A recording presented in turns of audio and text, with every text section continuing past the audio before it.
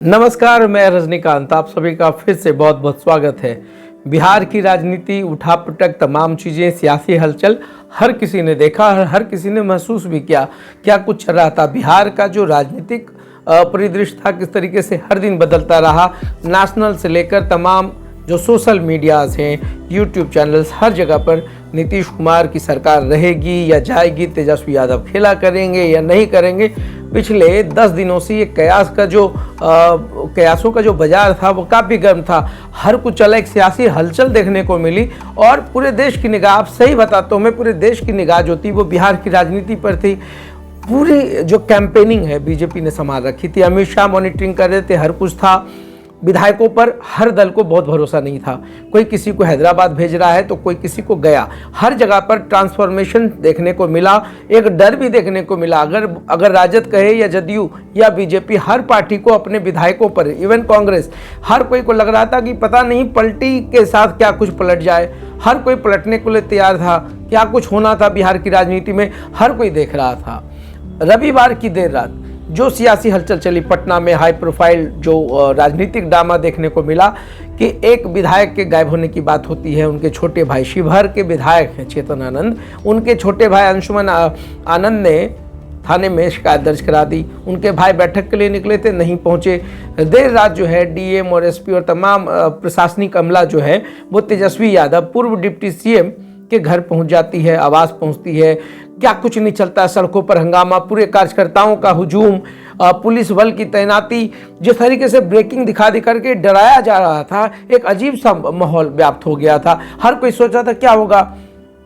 तेजस्वी यादव के यहाँ चेतन आनंद मिलते हैं, कहते मुझे किसी ने बंधक नहीं बनाया, मैं स्वेच्छा से आऊँ। अब जरा सोचिए, जो जिस दल का विधायक हो उसको कोई क्यों बंधक बनाएगा, और वो भी तब जब पूरे हर जगहों पर हर पार्टी अपने अपने हिसाब से, कोई भोज भात कर रही थी, कोई मनोरंजन कर रही थी, कोई एंटरटेनमेंट कर रहा था, कोई जो है कार्यकर्ता सम्मेलन, तो कोई कार्यशाला। इन तमाम चीज़ों के नाम पर अपने अपने विधायकों को बांधने की कोशिश कर रहा था। किलेबंदी थी।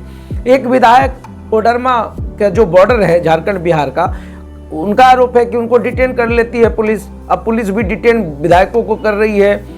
विधायकों का जो है अब सीधा सीधी उन्हें बंधक बनाया जा रहा है। तो बिहार में फिर कैसे सुशासन होगा जब विधायक ही सेफ नहीं है। तो क्या कुछ हुआ, ये तमाम चीज़ों को देखा गया।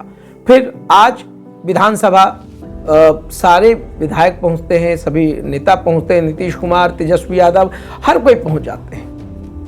और फिर एक हंगामा होता है। स्पीकर को हटाने की बात होती है, प्रस्ताव लाया जाता है। स्पीकर अवध नारायण चौधरी को हटा भी दिया जाता है।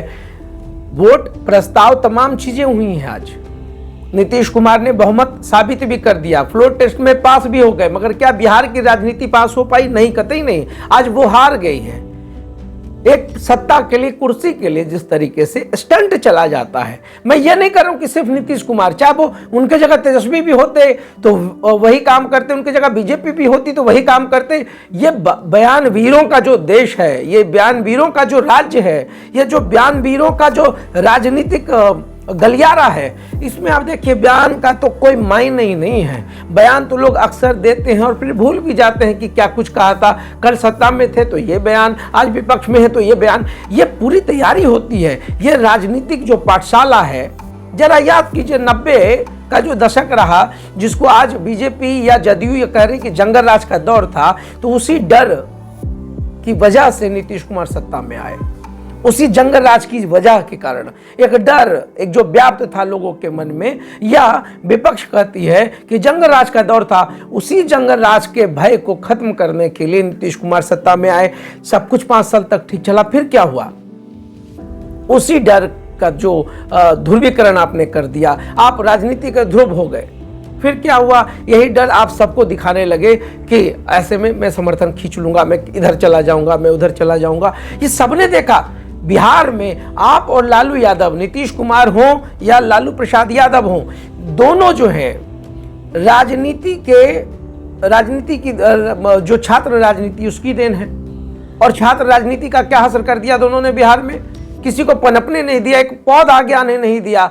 एक चरित्रमान युवाओं का जो एक फौज था उसको तैयार नहीं कर पाए। उस पौध को आप सींच नहीं पाए कि वो कल के डेट में वृक्ष हो पाता। सभी ने अपने अपने राजनीतिक फायदों के लिए पूरे बिहार को, अगर हम बात करें राजनीति की, तो क्या कुछ किया है, ये सरकार से हर कोई सवाल करेगा। अगला जो 5 साल था नो डाउट बहुत अच्छा था, मगर अभी क्या हुआ, नीतीश कुमार पे विपक्षी आरोप लगा रही है और सबने देखा भी अफसरशाही काफी हावी रही है। तो आप कहीं ना कहीं डराते डराते आज खुद डर गए कि आपको यह भरोसा ही नहीं रहा कि बिहार के चाणक्य आप हैं। आपको यह भरोसा ही नहीं रहा कि नीतीश कुमार टेक्नोक्रेट्स हैं। नीतीश कुमार को यह भरोसा ही नहीं रहा कि नीतीश कुमार सुशासन बाबू हैं। डर गए ना, तो तमाम चीजें हुई।